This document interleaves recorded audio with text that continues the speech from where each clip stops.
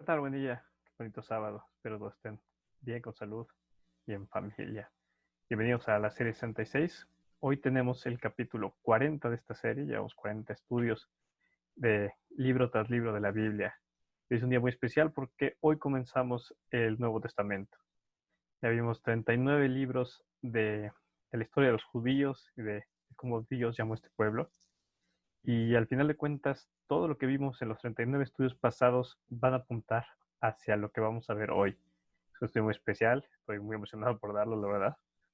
Y esperemos que Dios dé gracia y podamos hacerlo de buena manera y que llegue a ser entendible y a impactar en las personas que necesitan escuchar este mensaje hoy.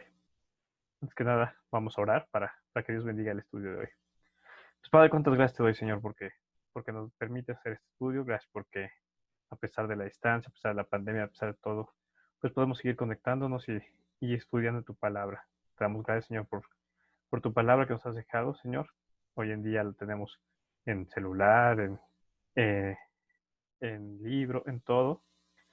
Y, y nos llega en diferentes idiomas y está muy accesible a nosotros, Señor. Gracias por dejárnoslas así.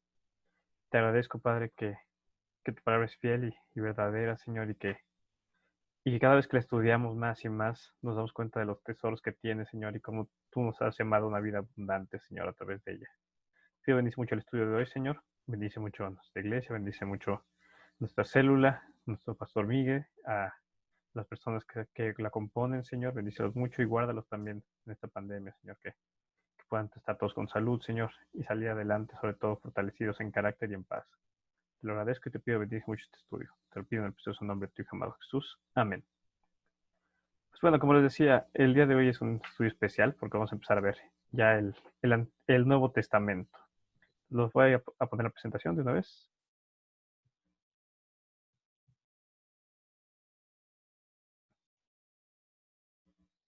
Pues bueno, el día de hoy nos toca el capítulo 40 y es el libro de Mateo.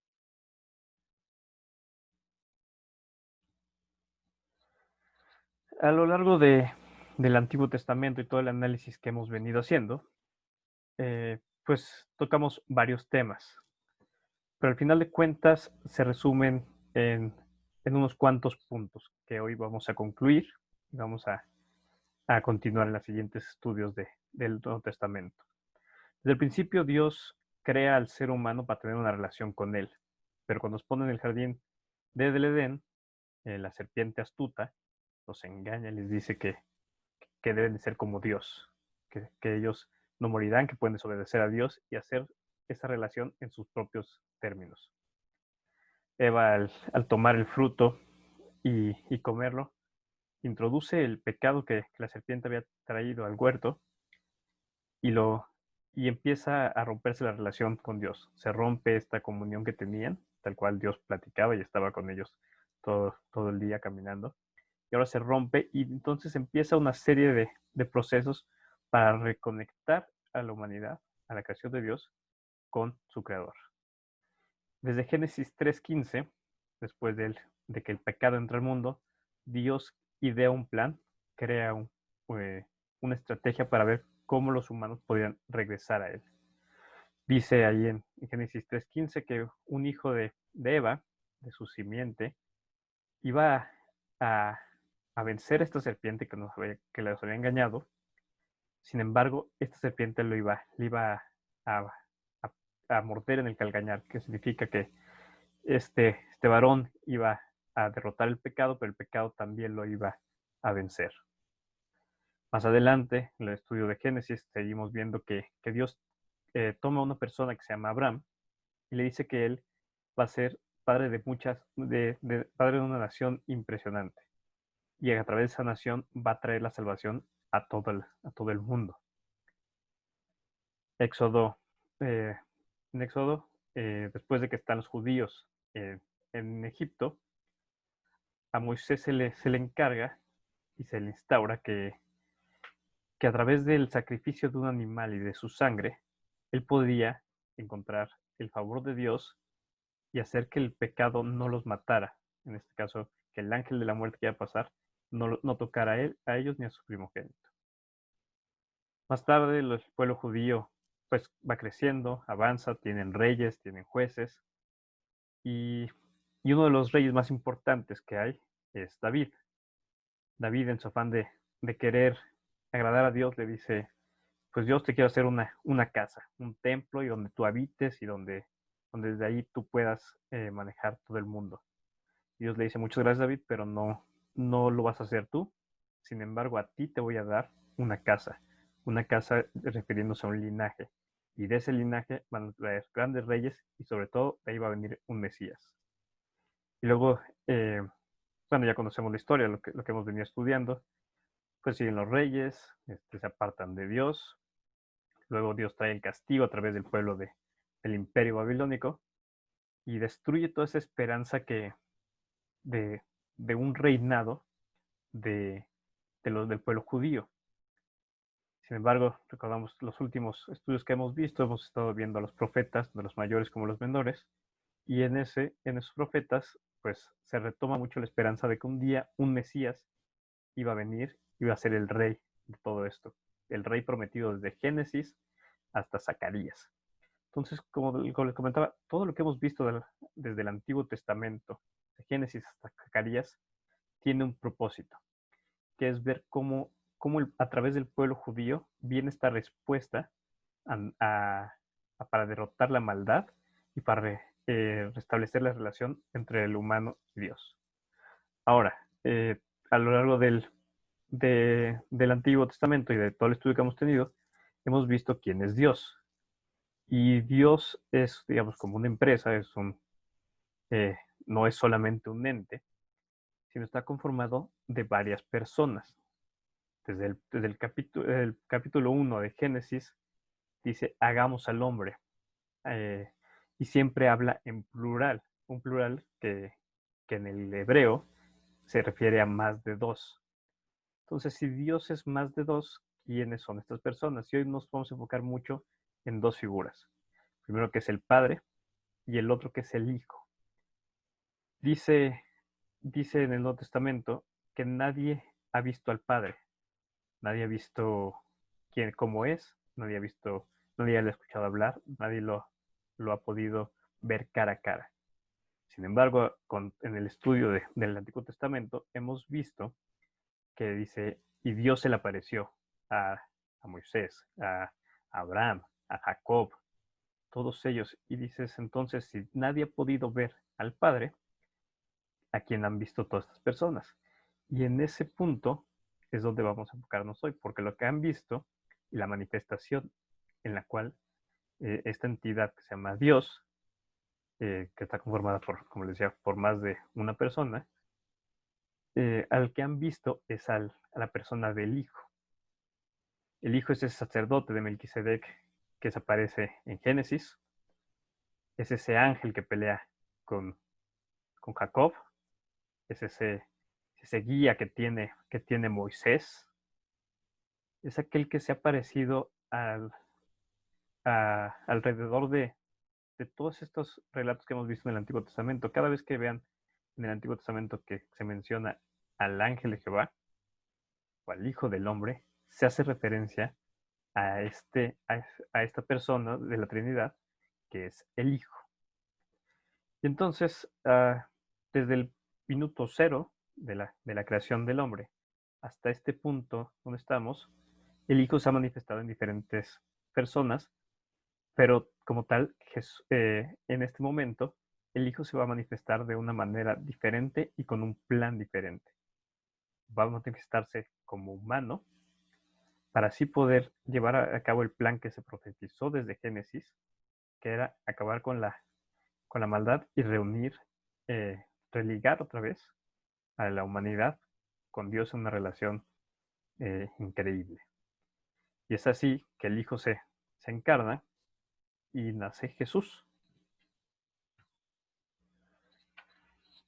Viendo la Biblia, sabemos que hay, bueno, les comento que hay cuatro evangelios. Evangelio significa buenas nuevas, que hablan acerca de la vida de Jesús. ¿Por qué hay cuatro? Porque cada uno toca un tema específico. Ya veremos en los siguientes estudios qué es lo que toca Juan, qué es lo que toca Marcos y qué es lo que toca Lucas. El día de hoy Mateo tiene un objetivo muy importante, que es presentar a Jesús como ese rey prometido en el Antiguo Testamento. Ese rey que le prometieron que iba a venir del linaje de David. Ese rey que iba a reinar y que iba a acabar con esta maldad. Este libro de Mateo pues está escrito por el discípulo de Jesús, que se llama Mateo, y narra la historia de Jesús que va desde el año cero, digamos, de nuestra era. Bueno, eso sí lo vemos cronológicamente desde cuando nació. La teoría también dice que Jesús no nació exactamente en el año cero, sino nació en el año 3 y él muere a los 33 años de vida. En este momento en el mundo está el auge del Imperio Romano, y el Imperio Babilónico y el Persa, ya esos ya quedaron atrás.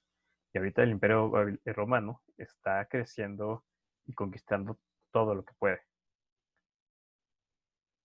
Entonces, tomando en cuenta que el objetivo de este libro es presentar a Jesús como rey, yo lo dividí para hacerlo más simple en 4 puntos importantes. Los primeros son el capítulo 1 al 2, que habla de la genealogía y nacimiento de Jesús. Luego capítulos 3 y 7 vamos a tocar el tema del ministerio de Jesús y el reino, porque si el objetivo de Mateo es presentar a Jesús como rey, pues debe ser rey de algo, debe tener un reino. Luego del capítulo 8 al capítulo 21 vamos a ver qué es lo que Jesús hizo en su vida, un relato de las acciones que hizo, y vamos a terminar en el capítulo 21 al capítulo 28 con este plan magistral que Dios ejecuta a través de la figura de Jesús, al que le voy a llamar yo el triunfo de Jesús. Entonces, el capítulo 1 y 2 habla de este Jesús, que Jesús significa Salvador, Cristo significa Mesías o aquel que es el ungido, y es este que viene a cumplir todas las profecías que hemos visto desde Génesis hasta Zacarías. En estos primeros 2 capítulos se narra cuál es la genealogía de Jesús, desde Adán hasta su padre José, de cómo Jesús nace en un pequeño pueblito cerca de Jerusalén que se llama Belén. También relata aquí Mateo la llegada de los magos, los magos de Oriente que lo visitan y le llevan regalos. Y vemos que al llegar un nuevo rey, que es Jesús, pues el rey actual de Israel, el rey de los judíos, pues siente celos y empieza a matar a todos los niños con tal de darle a este rey prometido que es Jesús. Mateo 1.1 habla dice exactamente, es el libro de la genealogía de Jesucristo, hijo de David, hijo de Abraham. Aquí toca 2 de las personas más importantes que hemos estudiado en el Antiguo Testamento. David, ese rey que tenía el corazón conforme a Dios, y Abraham, que es el padre de las naciones, tanto árabes como judías, al cual Dios como su amigo, le encarga y le da tantos hijos para ser una nación. Entonces dice Mateo 1.17, dice, de manera que todas las generaciones desde Abraham hasta David son 14. Desde David hasta la deportación a Babilonia, 14. Y desde la deportación a Babilonia, desde la deportación a Babilonia hasta Cristo, 14. Aquí vemos que no es una coincidencia que Jesús haya nacido en este lugar y en este tiempo. Ya está perfectamente diseñado en qué tiempo tenía que nacer Jesús para llevarse a cabo este plan impresionante que Dios tiene desde el momento que el pecado entra al mundo. De hecho, desde antes de la formación. Al saberlo Dios todo, Él sabe que va a fracasar este proyecto con los humanos y van a introducir el pecado al mundo. Desde entonces ya tiene la solución para religar la relación entre el hombre y Dios. Y esta misión se empieza con el nacimiento de Jesús en Belén. Dice luego en Mateo 1.21 al 23, dice, y darás a luz un hijo, y llamarás su nombre Jesús, porque él salvará a su pueblo de sus pecados. Todo esto aconteció para que se cumpliese lo dicho por el Señor por medio del profeta, cuando dijo, he aquí una virgen concebirá y dará a luz un hijo, y llamará su nombre Emmanuel, que traducido es Dios con nosotros. Como Mateo lo que tiene objetivo es presentar a Jesús como el rey, se basa tanto en las profecías que los profetas y todo el Antiguo Testamento tienen para, para justificar y ver cómo este rey nuevo está cumpliendo exactamente lo que habían dicho todos antes de que naciera. Isaías 7:14 dice exactamente eso. Dice, hay aquí una virgen concebirá y dará luz a un hijo y llamará su nombre Manuel, que traducido es Dios con nosotros. Eso lo escribieron muchos años antes de que Jesús naciera en este pueblito de Belén. Entonces vemos cómo Jesús, desde que nace, se cumplen muchísimas de las profecías que ya se venían anunciando desde Génesis hasta los profetas. Ahora, bueno, esos son los primeros dos capítulos en donde se narra eh, la, el nacimiento de Jesús. Luego, el, el, escritor se salta, digamos, los años de su juventud y de su niñez, para empezar exactamente donde está el ministerio de Jesús, que es a lo que va, a lo importante, porque dice, al yo querer presentar a Jesús como rey, pues vamos a empezar a ver quién es Jesús y cuál es su reino. Dice Mateo 3:2, en aquellos días vino Juan el Bautista predicando en el desierto de Judea y diciendo, arrepentíos porque el reino de los cielos se ha acercado. Ya este personaje de Juan el Bautista está anunciando que con la llegada de Jesús el reino de Dios se ha acercado. ¿Qué significa eso? Lo vamos a ver en las siguientes diapositivas. Pero en este momento, Juan el Bautista va a ser un acto impresionante. Va a ser él el que bautice a Jesús en espíritu para dar el, el banderazo, digamos, a este ministerio que Jesús tiene y esta misión que Jesús tiene en la tierra. Y Jesús, después de que fue bautizado, subió luego del agua. Y aquí los cielos le fueron abiertos y vio al Espíritu de Dios que descendía como paloma y venía sobre él. Y hubo una voz de los cielos que decía, este es mi Hijo amado, en quien tengo complacencia. Aquí es uno de los pasajes más importantes de toda la Biblia porque se ven las tres figuras de esta conjunción llamada Dios, que es el Padre que llama a Jesús su Hijo amado, y es este Espíritu de Dios que desciende como paloma y se posa sobre Jesús. A partir de este momento, el Padre está avalando lo que Jesús va a empezar a hacer, le da todo ese poder y esa autoridad a través del Espíritu y empieza el ministerio de Jesús. Digamos, esto empieza ya en su adultez, a los años 30, en el año 30, y solo dura 3 años. Pero en este momento, todo el plan que se viene ideando desde la creación del universo se pone en marcha.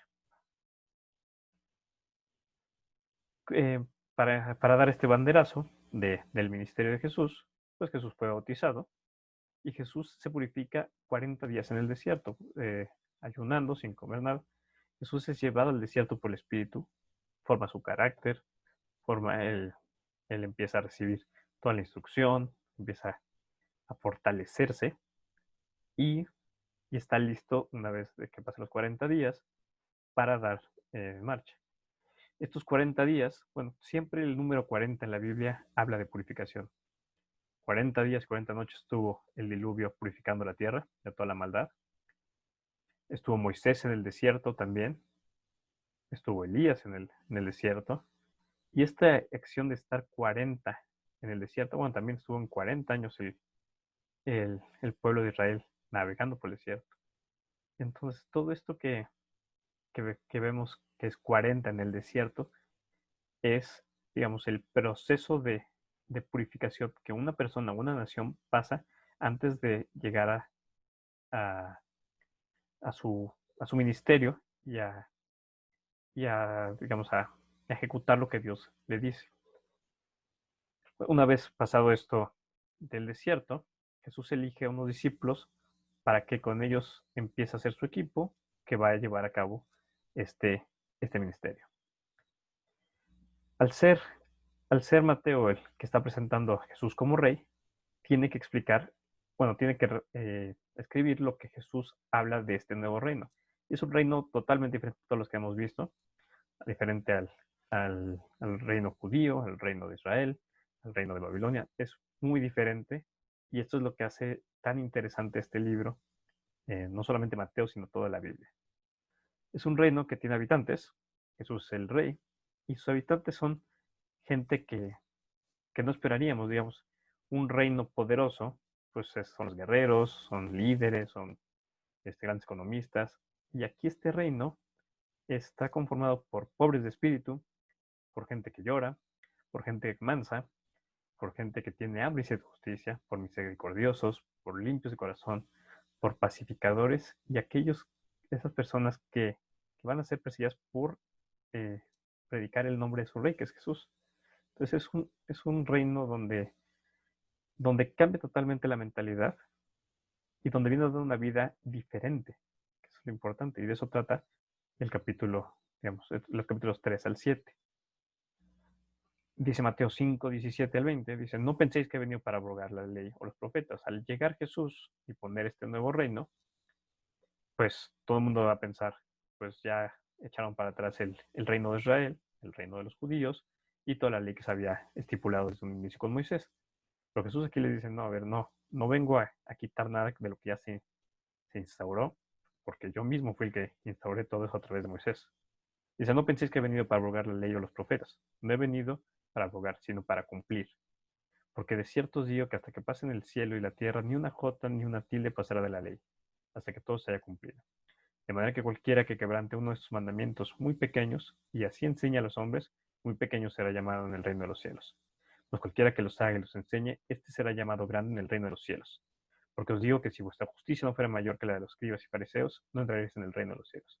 Y Jesús dice, el estándar mínimo tiene que ser que tú contemples y tú tengas en mente toda la ley que se ha venido eh, respetando desde Moisés hasta el momento de hoy, no la dejes, sino síguela, pero ahora te voy a dar una visión diferente. Eso es lo que dice Jesús. ¿Y qué instaura con este nuevo reino? Jesús viene a hablar de la ira, del adulterio, del divorcio, de los juramentos, del amor hacia los enemigos, de la limosna, de la oración. Viene a dar todas esas clases de nuevas visiones a todo lo que ya estaba escrito en la ley. Como que se las viene a simplificar y la viene a cumplir. Dice también acerca del ayuno, de los tesoros en el cielo, la lámpara del cuerpo, la riqueza, la ansiedad, juzgar a otros. Está hablando de cómo toda esta ley que se ha venido desde Moisés hasta el momento se transforma y tiene una visión mucho más poderosa en este nuevo reino. Entonces, entre las reglas de este reino, porque pues, tiene que haber rey, tiene que haber, digamos, la gente que constituye el reino y las reglas que lo guían. Dice en Mateo 7, 12, 14, dice, así que todas las cosas que queráis que los hombres hagan con vosotros, así también haced vosotros con ellos. Porque esto es la ley y los profetas. Está resumiendo que toda la ley que se ha hecho, los 613 mandamientos, está la está simplificando y se la está dando con una visión diferente para que la puedan aplicar, pero sabiendo que viene un cambio de mente en el cual la ley por sí misma ya no va a ser la que les dé el acceso a Dios, sino viene el periodo de la gracia. Y dice, entrar por la puerta estrecha, porque ancha es la puerta y espacioso el camino que lleva a la perdición, y muchos son los que entran por ella, porque estrecha es la puerta y angosto el camino que lleva a la vida, y pocos son los que la hallan.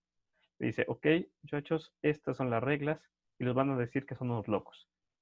Van a decir que por qué no siguen al mundo, por qué no son como los demás, que fue lo mismo que dijo el pueblo de Israel cuando Dios los llama y los santifica, le dice, tú vas a ser un pueblo diferente y vas a ser una nación que, que influya y lleve mi nombre. Y ellos dijeron, no, yo quiero ser como los demás. Aquí Jesús le está diciendo, no sean como los demás, entren por la puerta estrecha. Todos quieren entrar por la puerta grande. Ustedes entren por la puerta estrecha. De eso se trata el reino de Dios, de ser diferentes, de seguir los preceptos de Jesús. Entonces, dice, pues lo van a llamar locos. Sí, lo sé, pero es lo correcto. Esto va a ser lo que les va a dar una vida abundante y lo que he venido a instaurar para tener una relación con Dios, que es el fin, bueno, digamos, la meta de todo esto. Y dice en Mateo 7:20, continuando Jesús, dice, así que por su fruto los conoceréis. No todo el que me dice Señor, Señor entrará en el reino de los cielos, sino el que hace la voluntad de mi Padre que está en los cielos. A ustedes, nación de este nuevo reino, los van a distinguir fácilmente porque van a dar frutos diferentes. Aplicando todas estas enseñanzas que les estoy dando, van a relucir y van a ser diferentes a los demás. Y eso es como debió haber sido siempre el, el plan para el pueblo judío, apartados, santos. Dice, porque muchos van a decir, sí, sí conocemos a Dios, y ay, Señor, Señor, pero solamente los que hacen la voluntad de su Padre son los que van a entrar en este reino de los cielos. Entonces, no es solamente de boca, sino de acción. Y siguiendo con estas reglas del reino que viene a instaurar Jesús, dice, vosotros sois la sal de la tierra, pero si la sal se desvaneciere, ¿con qué será salada? No sirve más para nada, sino para echar fuera y hollada, para ser echada fuera y hollada por los hombres. Vosotros sois la luz del mundo, una ciudad asentada sobre un monte no se puede esconder. Ni se enciende una luz y se pone debajo del almud, sino que son el candelero y alumbra a todos los que están en la casa. Así alumbra vuestra luz delante de los hombres para que vean vuestras buenas obras y glorifique a vuestro Padre que está en los cielos. Aquí Jesús está hablando del pacto que se hizo con, con el pueblo de Israel, con los judíos, esta nación abrámica, desde el principio. Ustedes van a estar en medio del mundo y van a seguir mis preceptos y van a ser aquellos que contagien a todos alrededor a seguir a Dios. ¿Qué pasó? Vimos tantos estudios del Antiguo Testamento en donde los judíos, en lugar de seguir estas reglas, dijeron quiero ser como los demás y se olvidaron de Dios. Entonces Jesús regresa y le dice, a ver, ustedes son la sal de la tierra, ustedes son lo que le da vida, ustedes son el pueblo que está aquí para llevar mi nombre. ¿Qué han hecho? Y menciona el hecho de que son una ciudad asentada sobre un monte que no se puede esconder. Jerusalén es la ciudad que está en un monte, el monte Sión. Entonces, todo esto les está recordando Jesús al pueblo del pueblo judío, que ellos son los que tenían que haber contagiado a los pueblos de alrededor para llevarlos a su reino. Y ahora viene a instaurar este nuevo reino, en donde van a estar judíos, van a estar gentiles, y va a ser una iglesia que va a seguir ese mismo objetivo. Más adelante vamos a ver un versículo, pero tiene mucho que ver con estas reglas y y este nuevo reino que está instaurando Jesús. Le preguntan en su ministerio a Jesús, dice, Maestro, ¿cuál es el gran mandamiento de la ley? De toda esta ley del que tuvimos de Moisés, y ahora lo que nos vienes a dar, ¿cómo se resume? ¿Qué es cómo lo podemos aplicar? Porque son muchísimos mandamientos, son muchísimas cosas y ahorita nos vienes a poner más aún. Y Jesús le dijo, amarás al Señor tu Dios con todo tu corazón, y con toda tu alma, y con toda tu mente. Este es el primer y grande mandamiento. Y el segundo es semejante, amarás a tu prójimo como a ti mismo. De estos dos mandamientos depende toda la ley y los profetas. ¿Por qué se dice que estos dos mandamientos dependen toda la ley y los profetas? Porque si tú amas a Dios, sigues todo lo que hizo, todo lo que Él dice, que es todos esos mandamientos que puso. Y si tú amas a tu prójimo, todos los mandamientos que son en relación con las personas en el mundo, los vas a aplicar también. Ahora, ¿por qué el pecado está en nosotros? ¿Cómo sabemos que somos pecadores? Porque es imposible para un humano que amemos a Dios con todo nuestro corazón, con toda nuestra alma y con toda nuestra mente todos los días, cada segundo de nuestra vida. Nuestra manera de ser, nuestra maldad que tenemos ya desde el nacimiento, pues nos lleva a desconectarnos de Dios y no estar todo el día ni amándolo, ni con nuestro corazón, ni con nuestra alma y con nuestra mente. Entonces de ahí estamos ya eliminados de ser personas santas y aceptadas por Dios. Y también contra nuestro prójimo, pues también nunca somos, no somos perfectos para amarlo todos los días y a todo el prójimo. Entonces aquí es donde empieza el gran problema. Ahora, los capítulos 8 al 21 habla de la vida de Jesús. ¿Qué es lo que hace Jesús en todo este ministerio? Pues Jesús predica, Jesús lleva todas estas enseñanzas a la gente del pueblo, Jesús sana enfermos tanto de judíos como gentiles, Jesús le llevan leprosos, le llevan ciegos, le llevan endemoniados, llevan toda clase de personas enfermas y Jesús los sana con el poder que tiene, el poder de Dios. Jesús echa fuera demonios. Esto es algo muy importante porque en este libro de Mateo, Jesús saca demonios del cuerpo de una persona. Y aquí los demonios reconocen quién es Jesús. Ellos dicen, ¿por qué nos saca si no llega nuestra hora? Saben ellos perfectamente que va a llegar una hora en el de juicio por haberse revelado de, de, de Dios y que Jesús va a ser ese que va a juzgar.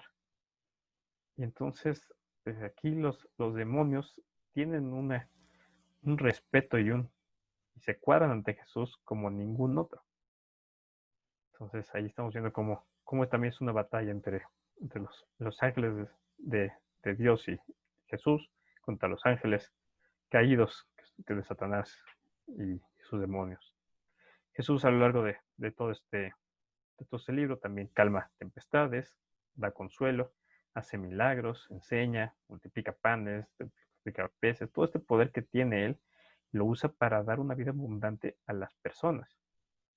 Entonces, está instaurando ese reino que dice él eh, y que el cual puso reglas, lo está instaurando con las personas poniendo el ejemplo, tal cual, siendo el líder, siendo el rey y siendo el ejemplo. Pero también les dice Jesús, ok, aquí están las reglas del reino, yo soy su rey.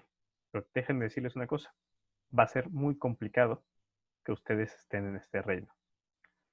No porque no quisieran, pero les va a costar mucho el ser parte de este reino. Entonces tienen que estar 100% seguros de que quieren estar. Dice Jesús les dijo, las zorras tienen guaridas y las aves del cielo nidos, mas el Hijo del Hombre no tiene donde recostar su cabeza. Si no tengo nada, no es un reino de riquezas, es un reino espiritual. Dice, otro de sus discípulos le dijo, Señor, permíteme que vaya primero y entierre a mi padre. Jesús le dijo, sígueme, deja que los muertos entierren a sus muertos. Aquí se presenta una situación muy importante y muy interesante, que es lo que demanda seguir a Jesús. ¿Sabes qué? Tienes que olvidarte de muchas cosas para seguirme. Este es uno de los versículos que más han marcado también mi vida, y esto es como anécdota personal. Yo recuerdo que mi papá se fue de misionero a El Salvador y a Nicaragua para compartir la palabra de Jesús. Y nos hablaron en la noche y nos dijeron que mi abuelo, su papá, había muerto. Y tal cual lo que se hubiera pensado alguien es que mi papá se hubiera regresado y hubiera ido al velorio de mi abuelo. Pero dijo, ¿sabes qué? Yo tengo una misión más importante, que es el seguir predicando de el Evangelio de Jesús. Y él siguió, y una vez que terminó de su viaje misionero, regresó y estuvo en los actos funerarios. Entonces aquí vemos cómo hasta el día de hoy te demanda que lo primero sea Jesús y su reino, y lo demás viene por añadidura. Y nada te puede estorbar de todo esto que Jesús está dando como reino, y es un costo bastante complicado, y por eso dicen que a veces que esto es una locura, porque la gente a veces no entendería por qué tenemos que dejar muchas cosas para seguir a Jesús. Entonces, ya está instaurado el reino, instaurado las reglas. Jesús pone primero que nada una serie de líderes que van a ser sus discípulos, sus alumnos, que van a transmitir todas estas cosas que está diciendo Jesús, porque Jesús sabía que nada más iba a estar 3 años haciendo este ministerio y luego les iba a tocar el trabajo a todos estos discípulos. Y entonces dice aquí, los nombres de los 12 apóstoles son estos. Primero Simón, llamado Pedro, y Andrés su hermano. Jacobo, hijo del Zebedeo, Juan su hermano, Felipe, Bartolomé, Tomás, Mateo el publicano, Jacobo, hijo de Alfeo, Leveo, por sobre el nombre Tadeo, Simón el cananista y Judas Iscariote, el que también entregó. Aquí no se los pongo para ver quiénes eran estos 12. Y más puntualmente, habla Mateo 9:9 de quién era Mateo, que es el escritor de este libro. Dice, pasando Jesús de ahí, vio un hombre llamado Mateo, que estaba sentado al banco de los tributos públicos y le dijo, sígueme. Y se levantó y le siguió. Y aconteció que él sentado a la mesa en la casa, y aquí muchos publicanos y pecadores que habían venido, se sentaron juntamente a la mesa con Jesús y sus discípulos. Cuando los fariseos vieron esto, le dijeron a sus discípulos, ¿por qué come vuestro maestro con los publicanos y pecadores? Pues a ver, está instaurando Jesús un reino. ¿Por qué escoge a las personas malas, a la gente que, que tranza, a la gente que es mala? El equivalente de Mateo es como si fuera el secretario o el jefe del SAT ahorita, que es el que cobra impuestos y el que nadie quiere y el que le quita la lana a todos y que puede ser tranza. Y dice, ¿por qué Jesús, en lugar de escogernos a nosotros, los fariseos, que siempre estamos estudiando su palabra, bueno, la palabra de los profetas, la palabra de Moisés, ¿por qué no nos escoge a nosotros y escoge a la gente que es tranza? Y esto le dijo Jesús, los sanos no tienen necesidad de médicos, sino los enfermos. Yo no he venido a buscar a la gente que se cree buena, sino aquellos que tienen necesidad de una vida abundante. Y para entrar al reino, primero que tienes que ser es humilde y tienes que estar consciente de que eres un pecador. Los fariseos no eran conscientes de eso, porque ellos decían, nosotros cumplimos la ley y la seguimos, entonces no necesitamos a ningún Jesús. Las personas que sabían que habían hecho algo mal en su vida, pues sí buscaban a este Salvador que los redimiera. Por eso es que Jesús viene a rescatar a los enfermos y no a los sanos. Y entonces, teniendo estos discípulos, les dice y les da instrucciones y les da también los warnings, las, pues, las precauciones que deben tener. Dice, a estos dos envió Jesús y les dio instrucciones diciendo, por camino de gentiles no vayan, y en ciudades samaritanos no entres, sino id antes a las ovejas perdidas de la casa de Israel, y yendo a predicar diciendo, el reino de los cielos se ha acercado. ¿Cuál es la misión de los discípulos? Que vayan primero empezando por su casa, por el pueblo judío, a decirles a todos que el reino de los cielos ya llegó, que ya está aquí y que Jesús es el rey. Dice, pero tengan cuidado, porque aquí yo los envío como abejas en medio de lobos. Sed pues prudentes como serpientes y sencillos como palomas. Y no temáis a los que matan el cuerpo, mas el alma no puede matar. Temed más bien a aquel que puede destruir el alma y el cuerpo en el infierno. El que haya su vida la perderá, y el que pierde su vida por causa de mí la hallará. Entonces dice Jesús, esto va a ser una tarea muy complicada porque así como existe este reino en el cual tiene una vida abundante, existe el reino de las tinieblas que no quiere que pase eso y los van a atacar durísimo y va a ser muy complicada su vida. Entonces, ¿le entran o no le entran? Y esa es la visión de los 12 discípulos. Todo este libro tiene una gran pregunta. Como ya vimos es, ¿quién es este Jesús? Mateo lo está presentando aquí como el rey y presenta cómo la gente alrededor de Jesús empieza a cuestionar si él es el verdadero Mesías que llevan esperando tantos años, o es solamente un profeta más, o es una persona que está haciendo pasar como un charlatán, o quién es él. Y esa es la gran pregunta de todo este libro. Y Juan el Bautista, una vez, bueno, ya después veremos su historia, que lo encarcelan. Estando en la cárcel y escuchando los hechos de Jesús, le envió 2 de sus discípulos para preguntarle, ¿eres tú el que había de venir o esperamos a otro? A ver, Jesús, sabemos que tiene que venir un Mesías que nos va a salvar y un rey que va a instaurar un reino aquí. ¿Eres tú o seguimos buscándole? Esa fue la primera pregunta. Y luego los escribas y los fariseos dicen, Maestro, danos una señal. ¿Cómo sabemos que tú eres el bueno? ¿Qué les contesta Jesús a estos dos? Les dice primero a Juan, y a los discípulos de Juan, dice, id y hacer saber a Juan las cosas que oís y veis. Los ciegos ven, los cojos andan, los leprosos son limpiados, los sordos oyen, los muertos son resucitados, y a los pobres es anunciado el evangelio. Estoy haciendo milagros, estoy haciendo muchas cosas, está instaurando el reino, esto nunca se había visto. Es una declaración de cómo Jesús dice, claro que soy yo, no busques a otro más. Y a estos fariseos, Jesús le dice, a estos que demandaban una señal, dice, la generación mala y adúltera demanda señal, pero señal no les será dada. Ellos quieren que tal cual se transfigure Jesús y no sé, suba al cielo, baje y haga más cosas. Si están viendo todos los milagros, todo lo que está predicando y aún no creen, pues no van a creer nada. Y dice, la única señal que les será dada va a ser la del profeta Jonás, porque como estuvo Jonás en el vientre del gran pez 3 días y 3 noches, así estará el Hijo del Hombre en el corazón de la tierra 3 días y 3 noches. Ustedes que tanto están pidiendo una señal, la señal va a ser esta. Yo voy a morir y voy a resucitar 3 días y 3 noches después. Cuando vean eso van a saber exactamente que yo soy el Hijo de Dios y el Mesías que tanto han esperado. Más adelante el libro, en el Mateo 16, dice, veniendo Jesús a la región de Cesarea de Filipo, preguntó a sus discípulos. Ya después de que los discípulos de Juan le preguntaron a los fariseos que quién era, Jesús se voltea con sus discípulos con los cuales ha estado platicando día y noche y le dice, pues ustedes, ¿quién dicen que soy? A ver, los de allá no creen. Aquí hay tres grupos de personas. Los que creen en Jesús, como el Mesías que va a venir, los que están medio dudosos, ahí como los discípulos de Juan, y los que no creen, como los fariseos. A ver, discípulos, ¿ustedes qué opinan?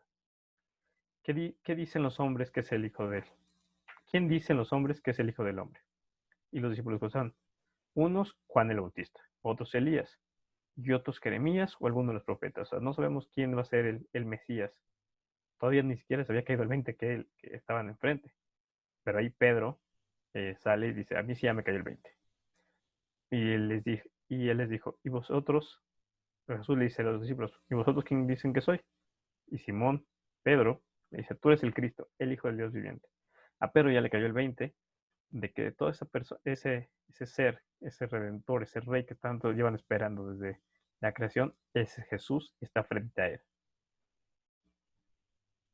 Entonces, una vez que, que ya le quedó claro a Pedro y ya va contagiando a los demás discípulos de que él es el que por el que tanto han esperado, entonces Jesús les revela el plan final de la razón por la cual está él en la tierra. Dice, desde entonces, desde que supieron que aceptaron que él era el Mesías, desde entonces comenzó Jesús a declarar a sus discípulos que le era necesario ir a Jerusalén y padecer mucho de los ancianos, de los principales sacerdotes y de los escribas, y ser muerto y resucitar al tercer día. Entonces, después de que les cayó el 20 de que él iba a ser el rey, y que iba a traer la paz y de que iba a ser para siempre, Jesús le dice, ok, ¿ya entendieron? Pues que creen que voy a morir. Y todo eso les cambia el panorama porque dicen, ¿cómo que vas a morir si tú eres el rey, tú eres el poderoso, tú eres el Hijo de Dios? Eso no puede ser. Pedro, que un versículo antes le dice, tú eres el Hijo de Dios, aquí Pedro dice, no, ¿cómo crees? No te puedes morir tú. Dice, entonces Pedro, tomando la parte, comenzó a recomendarle diciendo, no, ¿cómo crees, Señor? Señor, ten compasión de ti. En ninguna manera esto te acontezca. Porque, pero, eh, pero Jesús volviéndose, le dijo a Pedro, quítate delante de mí, Satanás. Me eres tropiezo, porque no pones la mira en las cosas de Dios, sino en las cosas de los hombres. Entonces Jesús le dijo a sus discípulos, si alguno quiere venir en pos de mí, niegues a sí mismo, tome su cruz y sígame. Porque todo el que quiera salvar su vida la perderá, y todo el que pierde su vida por causa de mí la hallará. Porque ¿qué aprovechará el hombre si ganare todo el mundo y perdiera su alma? ¿O qué recompensa dará el hombre por su alma? ¿Qué es lo que le dice Jesús aquí? Yo vine a instaurar un reino, pero esa no es la única misión. Es una misión más grande y ustedes nada más se quieren quedar con el hecho de que me hagan rey a mí y todos ustedes vivan felices y que aquí se gobierne desde Jerusalén y todo sea bonito. No, hay un plan mucho más grande de que solamente venir a instaurar un reino y tener una vida abundante. Y, y ese plan, Satanás no lo quería, no sabía hacia dónde estaba yendo este plan de Jesús y tal cual convence a Pedro que le diga, no, ¿sabes qué? Nos vamos a dejar hacer ese plan. Por eso Jesús lo reprende y le dice, quítate delante de mí, Satanás. Entonces les está indicando cuál es la última batalla, cuál es la misión verdadera. No solamente Jesús venía a ser rey, sino venía a ser salvador.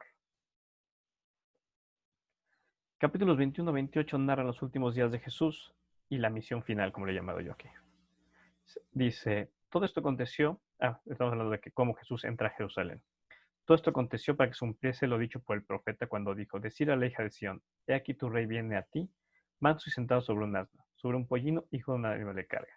Jesús finalmente entra a Jerusalén y la gente que iba delante, que iba detrás, le dice, Hosana el hijo de David, bendito el que viene en el nombre del Señor, Hosana en las alturas.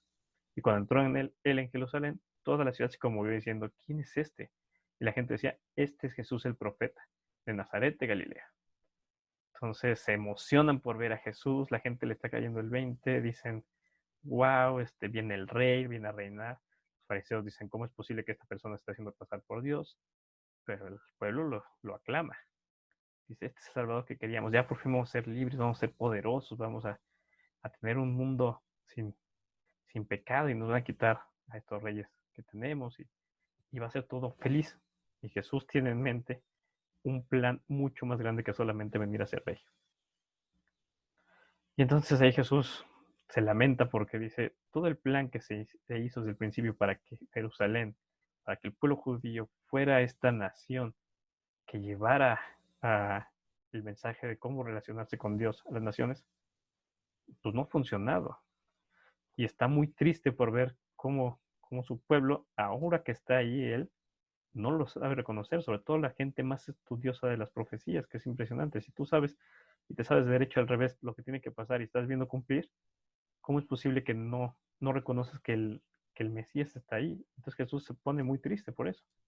Y ahí en Mateo 23:37, Jesús dice, Jerusalén, Jerusalén, tú que matas a los profetas y apedreas a los que son enviados, ¿cuántas veces quise juntar a tus hijos, como la gallina junta sus pañuelos debajo de las alas, y no quisiste? Y aquí vuestra casa os es dejada desierta, porque os digo que desde ahora no me veréis hasta que digas, bendito el que viene en nombre del Señor. Aquí hay dos cosas muy importantes, que Jesús lamenta el hecho de que aún estando él físicamente como el Salvador, como que se ha echado a perder todo lo que se estudió en los capítulos anteriores. Es como si tú hoy ves toda la serie 66 y llegas a Mateo y dices, ok, bueno, vimos 40 estudios de cómo iba a venir un Mesías, pero este que viene en Mateo no me convence, no es este. A pesar de que esté cumpliendo todo lo que bien se había profetizado, no lo creo. Y por eso está lamentando mucho Jesús. Y dice, ¿sabes qué? Yo ya me voy de aquí, ya voy a dejar al pueblo judío, ya nos vamos, y solamente me verán cuando regrese por segunda vez, venga desde los cielos con ejército, con todo, y digan, órale, ese sí es el que viene en el nombre del Señor.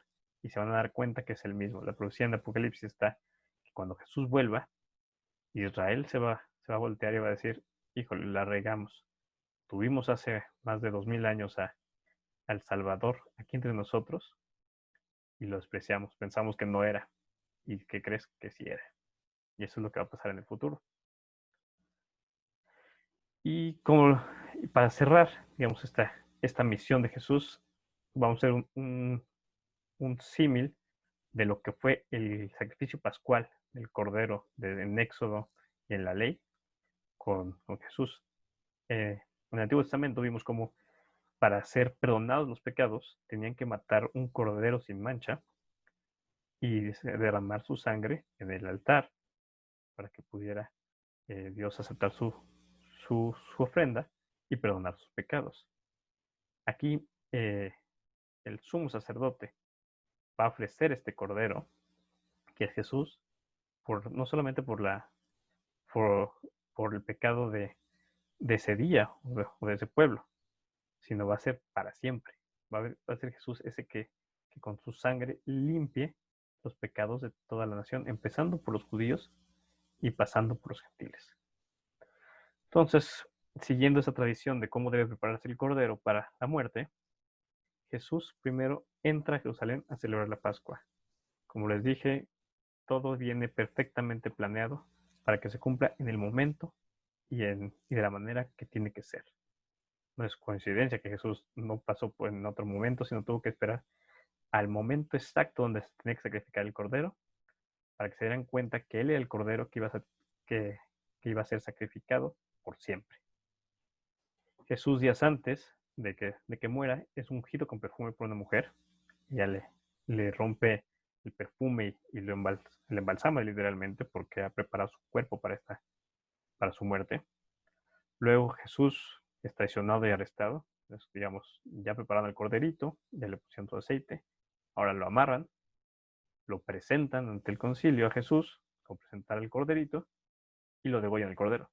Y en este caso, eh, el cordero que es degollado es Jesús. Existe también un estudio en el cual dice que la sangre de Jesús tenía que haber caído dentro de un altar y tenía que ser puesto bueno, en los primeros libros vemos que esa sangre tenía que estar en el lugar santísimo, donde estaba el altar y donde estaba eh, el arca del pacto. En ese entonces ya el arca del pacto ya estaba perdida. Muchos creen que incluso estaba debajo del Golgota y por eso la sangre de Jesús penetró tanto que llegó hasta el altar donde tenía que estar. Y si todo se ha cumplido milimétricamente como tenía que haber sido desde el inicio de, de que se instauró la ley, es muy probable que sí haya caído la sangre de Jesús en esta arca del pacto que está escondida debajo del Gólgota, según los estudios.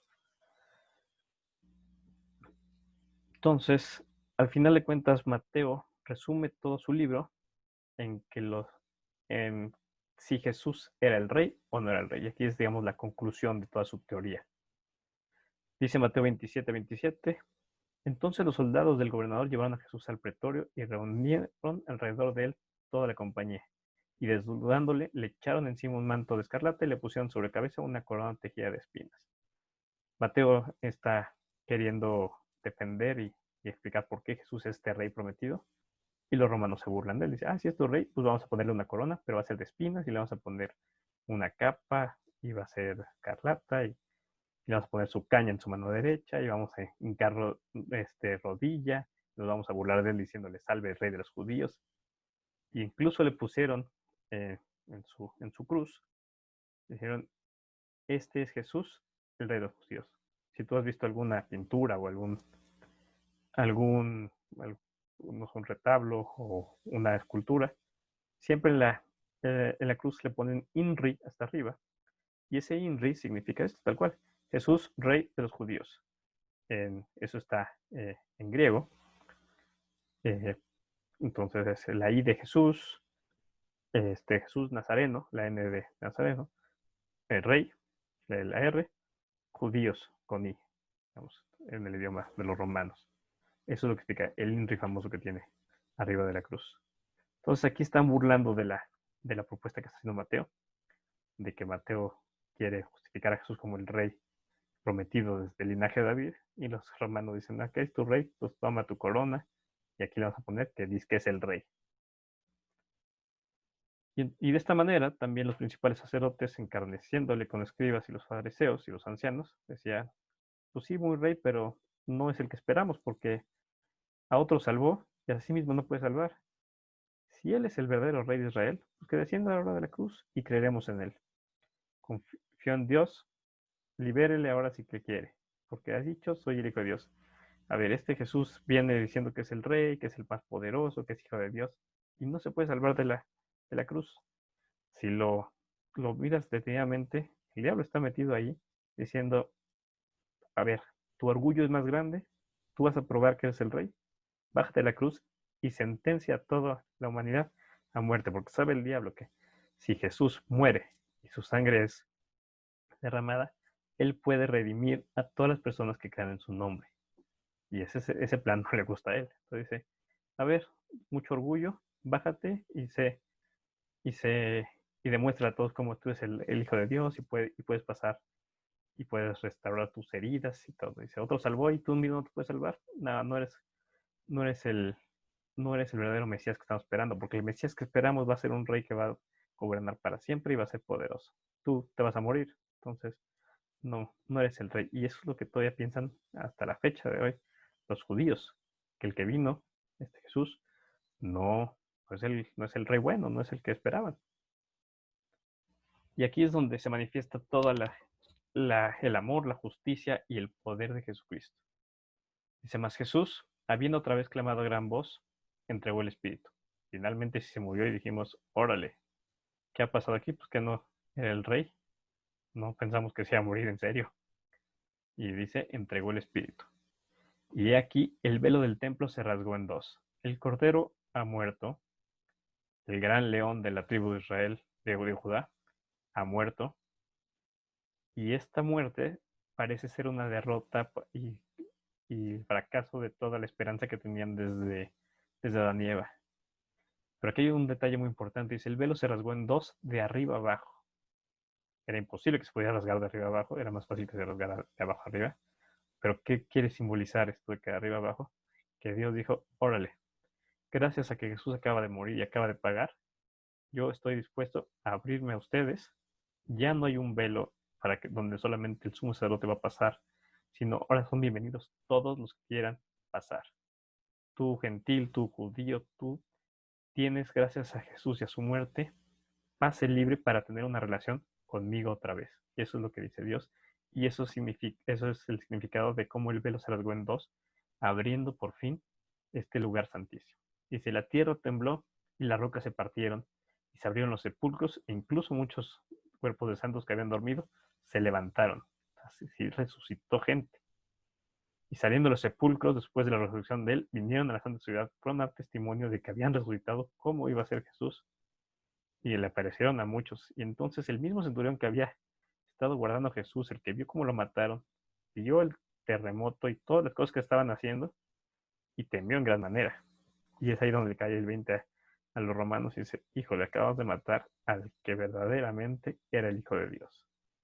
Si pensaron que la muerte de Jesús iba a ser la derrota de él, fue más que nada la victoria, porque el hecho de su muerte vino a demostrar que él era más poderoso que cualquiera y que aún muerto, él iba a cambiar el mundo, que iba a demostrar que él era el Hijo de Dios. Y eso fue lo que pasó. Entonces, hoy quisiera que no solamente nos lleváramos el bonito estudio de Mateo o el bonito libro, sino que entendamos esto. Se prometió que iba a venir un Mesías a salvar al pueblo judío y Jesús vino, se prometió que iba a venir un rey que iba a reinar el pueblo judío y pareciera que fracasó ese plan. Sin embargo, el reino de Jesús se instauró y Jesús hizo algo más que reinar solamente, sino vino a salvar a judíos y a gentiles. Y hoy, si tú estás viendo esta predi por primera vez y no sabes más o menos, o es la primera vez que escuchas hablar de Jesús, quiero decirte que este velo se rasgó también para ti. Si tú quieres tener esta relación con Dios, con tu Creador, puedes hacerlo a través de este sacrificio que Jesús hizo hace más de 2000 años. Este sacrificio te da a ti el acceso a una relación con Dios y a esta vida de abundancia, de esta vida completa, una vida diferente a la que puede ofrecer el mundo. Es una vida llena de paz, llena de amor. Como dice aquí Jesús, vas a ser perseguido, vas a ser, van a decir que eres un loco, pero tú sigue, tú mantente, porque esta es la vida correcta y es la vida que te va a llenar. Todo lo demás que te ofrezca el mundo no te va a llenar nunca, solamente esto que está instaurado como el reino de Dios. Entonces, si hoy tú quieres aceptar y entrar y tener parte de este reino y tener una relación eh, personal con Dios, lo único que tienes que hacer es aceptar todo lo que has pecado, ser honesto, de diferencia a los fariseos que decían que ellos cumplían muy bien su ley. Aquí lo primero que hay que hacer es decir, ¿sabes qué? Yo no cumplo, yo soy un pecador y la verdad es que no, no merezco tener una relación, pero gracias a que Jesús nos abrió ese velo y esa puerta, yo quiero pasar y tener esa vida abundante. Al final de este estudio vamos a orar también para los que quieran aceptar este regalo, pero quiero que ahorita que estamos tocando la muerte de Jesús y este velo que se rompió, lo tengan muy presentes. Esa es la gran misión que venía a cumplir Jesús. Partir el velo, quitar la separación que se había hecho desde Adán y Eva al mundo para separar a Dios y a la humanidad, se ha roto ahora con la muerte de Jesús. Y ese plan que quería destruir el diablo, haciéndole que se bajara de la cruz, no funcionó para ellos, sino que ahora Jesús tiene una victoria. Y todo esto que hemos visto en el libro de Mateo de la vida de Jesús, está profetizado muchos años antes por el profeta Isaías. Digamos, si hiciéramos un resumen de lo que pasó en el libro de Mateo, no lo encontraríamos en el libro de Mateo, sino lo encontraríamos miles de años antes en, en, el, en los escritos que hizo Isaías. Bueno, no fueron miles, fueron muchos, no, perdón. Dice, ¿quién ha creído a nuestro anuncio? ¿Y sobre quién se ha manifestado el brazo de Jehová? Subirá cual renuevo delante de él, y como raíz de tierra seca. No hay parecer en él, ni hermosura le veremos, mas inatractivo para que le deseemos. Despreciado y desechado entre los hombres, varón de dolores, experimentado en quebranto. Y como que escondimos de él el rostro. Fue menospreciado y no lo estimamos. Aquí Isaías, antes de ni siquiera él vio a Jesús ni lo siguió, y él ya estaba escribiendo, inspirado por Dios, el resumen de la vida de Jesús que iba a pasar muchos años después, y esto es impresionante de cómo se cumplió a la perfección. Dice, el pueblo judío le va a quitar el rostro y va a desecharlo. Y, está impresionado de que esto iba a pasar. Dice, tantos están esperando al Mesías y a la mera hora cuando lo tengan presente lo van a despreciar. Y dice, ciertamente Él llevó nuestras enfermedades, Él curó a los enfermos y sufrió nuestros dolores. Y nosotros lo tuvimos por azotado, por herido de Dios y abatido. Él dice, va a morir azotado. Por más de que Él nos curó, Él nos amó, nos quitó nuestros dolores, vamos a azotarlo y lo vamos a matar. Y dice, mas Él herido fue por nuestras rebeliones, molido por nuestros pecados. El castigo de nuestra paz fue sobre Él, y por su llaga fuimos nosotros curados. Isaías tiene muy claro cuál era el plan del Mesías. No solamente era ser rey, sino era ser el Salvador. ¿Salvador de qué? De la humanidad, porque desde que entró el pecado de la humanidad, esa relación con Dios nos estaba condenando a ir a un infierno, a tener una relación separada de Él. Y gracias a que Él cargó todos esos pecados en esa cruz, nosotros pudimos ser curados. Cualquiera que acepte ese pago es bienvenido a entrar. Ahora, si Jesús hubiera muerto nada más, se hubiera cumplido parte nada más del plan, porque entonces no hubiera podido demostrar que era Jesús y no hubiera podido cumplir la promesa que le hizo a todos esos personas que cuestionaban y le mandaban señal. Esa esa promesa de Jonás, que estuvo 3 días en la ballena y salió. Jesús les dijo, yo voy a estar 3 días en la tierra enterrado y voy a salir, y eso les va a demostrar que yo soy el Hijo de Dios. Entonces, si no hubiera resucitado, no hubiera podido demostrar que era el Hijo de Dios y no tendría el poder para salvarlos.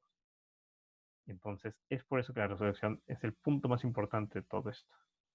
Su nacimiento es el cumplimiento, la muerte es el sacrificio, y la resurrección es la victoria, no solamente para Él, sino para todos los que creemos en su nombre. Y dice Mateo 28, 6, 7. No está aquí, es el ángel hablando a 2 de sus seguidoras. Dice, no está aquí porque ha resucitado como dijo.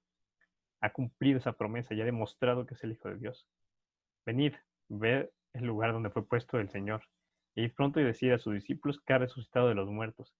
Y aquí va delante de vosotros a Galilea. Ahí le veréis. Así os lo he dicho.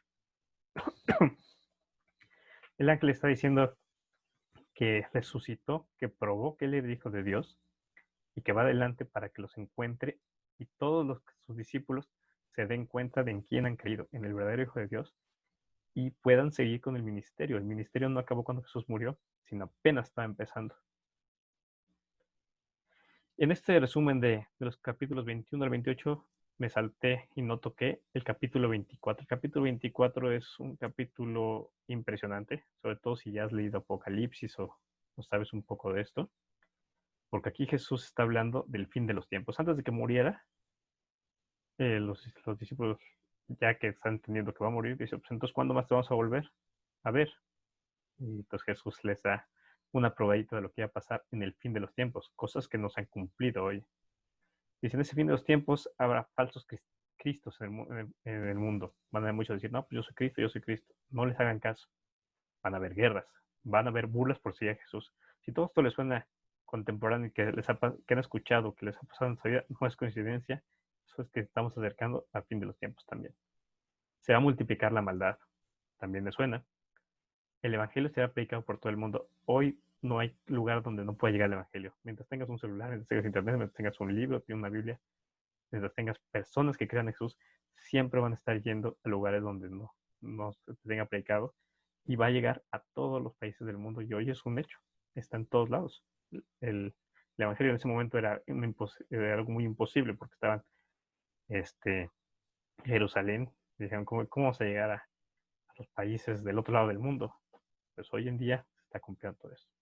Va a haber persecución a Israel en los últimos tiempos, va a haber tribulación, va a haber desastres naturales, y va a regresar Israel a su tierra. Eso se cumplió después de la Segunda Guerra Mundial, cuando Inglaterra le regresa de la tierra a este pueblo de Israel y los pone en su en su tierra.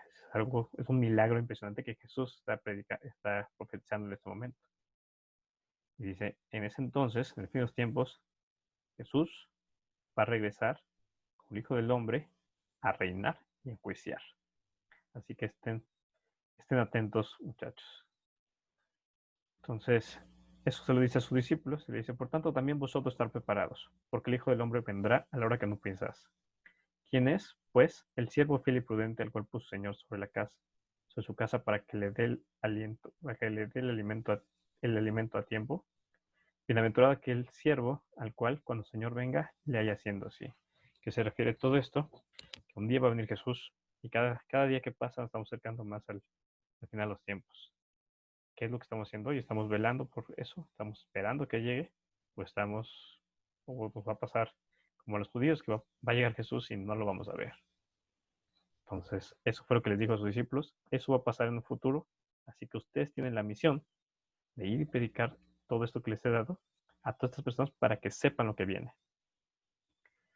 Y el último versículo de Mateo explica todo el resumen de esta gran misión. Jesús nace, Jesús instaura su reino, Jesús demuestra que es el Hijo de Dios, Jesús demuestra que es el Rey, Jesús paga por nuestros pecados, resucita y Jesús es llevado al cielo. Le dice, ok muchachos, ahora les toca a ustedes. Vayan y cuenten toda esta historia y vayan y cuéntenle a cada persona en el mundo cómo es que puede encontrar y restaurar su relación con Dios. Esa es la misión que ustedes tienen. Yo ya cumplí con mi parte, ustedes cumplen con su parte. Vayan y demuéstrenle al mundo que hay una manera de llegar al Padre. Esa misión que tenía el pueblo judío, ahora lo tienen ustedes 12 muchachos y todos los seguidores que han creído en mí. Vayan al mundo y coméntenle a todas las personas que el velo se ha rasgado y que hay una manera de entrar al lugar santo de Dios. Y así cierra el libro de Mateo. Por tanto, id y hacer discípulos a todas las naciones, bautizándolos en el nombre del Padre y del Hijo y del Espíritu Santo, enseñándoles que guarden todas las cosas que os he mandado, y aquí yo estoy con vosotros todos los días hasta el fin del mundo. Amén. Chinita se me puso la piel de eso. Es lo último que le dice Jesús a sus discípulos, dice, hagan esto, y que las siguientes generaciones, y las siguientes generaciones, y las siguientes generaciones, sigan haciendo esto. Hoy en día la ola nos ha pegado a nosotros, ahora somos la generación que también debe de seguir esa comisión y enseñar a las naciones, a ser discípulos, y enseñándoles que todo esto que ha dicho Jesús es necesario que se cumpla y que lo guarden. Y por eso hoy es la principal razón por la cual estoy yo platicando a ustedes de quién fue Jesús, qué hizo por nosotros, y quiero que esta estafeta la pasen también a las demás personas, porque esa es la misión que dejó Jesús una vez que se fue, porque él va a regresar, pero como le dijo a sus discípulos, no le tengan miedo al que puede matar el cuerpo, o al que le puede hacer daño, o las burlas que le van a hacer. Tengan miedo de que sus amigos, de que sus familiares, de que sus papás, de que todas las personas que le rodean y que aman, pueden ser enjuiciados, pueden ser llevados separados de Dios y al lago de fuego si no aceptan el pago que Jesús acaba de hacer. Entonces, por eso es tan importante que no tengamos miedo a la burla ni a los que atacan el cuerpo, sino aquel que puede destruir el alma. Entonces, hoy la gran comisión que nos deja Jesús es, vamos y hablemos de esto. Y es la misma misión que quiero que hoy se lleven. Mateo lo dijo muy bien, Mateo lo escribió, y Mateo nos está recordando que eso es lo que tenemos que hacer todos los días. Enseñarles que guarden todas estas cosas y que Jesús va a estar con nosotros siempre. Jesús ha resucitado y vive con nosotros. Entonces, este es el estudio de Mateo. Ya nada más para cerrar me gustaría orar. Y como les dije hace un ratito, me gustaría orar por las personas que aún no han aceptado a Jesús. Y ahora que ya les quedó un poquito más claro, espero, de quién fue Jesús y qué hizo para salvar y ser ese Salvador que tanto se prometió desde el inicio. Ahora tú tienes la oportunidad de aceptarlo y de poder tener una vida en comunión y personal con Dios. Entonces acompáñame, por favor. Dios, pues cuántas gracias te doy, Señor, por la vida de Jesús. Cuántas gracias te doy porque tenemos tu palabra y podemos repasar y estudiar todo lo que Jesús hizo y que no solamente vino a instaurar un reino, no solamente era rey, sino es tu Salvador y eres el que rompió el velo para poder pasar a tu presencia. Te doy muchas gracias, Señor, por, esta, por este plan que ideaste siempre desde el principio de cómo regresar a ti. Te agradezco tu gracia, te agradezco tu amor, porque nosotros no tenemos, no somos, no somos limpios de pecado, todos hemos pecado y necesitamos aceptar el pago de este cordero para estar limpios ante ti. Hoy venimos a reconocer que hemos pecado, venimos a reconocer que nos hemos apartado de ti y que no te hemos amado con toda nuestra mente, nuestro cuerpo y nuestra alma, ni a ti ni a nuestro prójimo. Y que eso nos está descalificando ante ti, Señor. Y no podemos tener relación contigo. Pero te doy muchas gracias, Señor, porque a través de la sangre de Jesús tenemos esta opción, tenemos este pase, Señor, hacia tu presencia y a tener una vida completa en ti, Señor. Una salvación y un futuro a tu lado, Señor. Hoy queremos aceptar ese regalo, Señor. Queremos aceptar ese pago y esa misión que cumplió Jesús. La queremos apropiar también, Señor. Queremos que Jesús sea nuestro Cordero que fue sacrificado, Señor, para que tú nos veas blancos ante ti, Señor, y podamos vivir una vida confiados de que tú nos has perdonado y nos has dado gracia, Señor. Y que tú vas a salir adelante. Como decía también, queremos seguir estas reglas del reino. Queremos dar frutos y poder mostrarle a las demás personas quién eres tú, qué es lo que hizo Jesús y que también ellos puedan convertirse, Señor. Hoy aceptamos este pago de Jesús y queremos tener una vida en comunión contigo. Te lo agradecemos y te lo pedimos todo esto en el precioso nombre de nuestro Salvador Jesús. Amén. Pues bueno, ese es el estudio de Mateo y como le dije es el estudio 40 de nuestra serie. Si tú quieres repasar cada uno de los libros que hemos visto desde Génesis hasta ahora Mateo, puedes encontrarlo en nuestro canal de YouTube. Ahí está la lista que se llama Serie 66 y están todos los demás estudios. Les recomiendo mucho Isaías, porque una vez que ya supimos quién es Jesús, puedes regresar a estudiar Isaías y vas a ver todas las profecías que él hizo de cómo iba a vivir Jesús y que están cumpliendo ahora y que están registradas en estos libros de Mateo, de Juan, de Lucas y de Marcos. Vamos a la siguiente semana, vamos a seguir con los evangelios y vamos a seguir explicando la demostración que hicieron ellos cuatro de cómo Jesús es el que cumple y él, él cumple todas esas profecías que estudiamos en los meses anteriores, en los libros del Antiguo Testamento. Recomiendo mucho que sigan estudiando, sigan leyendo. El estudio de Mateo y la vida de Jesús da para muchas y muchas horas de estudio. Entonces, hoy solo fue una pequeña probadita para que se interesen y se metan a leer. Léanlo detenidamente. Si tienen algún maestro de Biblia, pregúntenle. Si tienen compañeros de lectura también, ahí pregúntense qué es lo que Dios quiso decir aquí y que Dios les dé el entendimiento para entender cada palabra que viene en su palabra. Les mando un abrazo, espero todo vaya muy bien y que Dios los bendiga. Muchas gracias.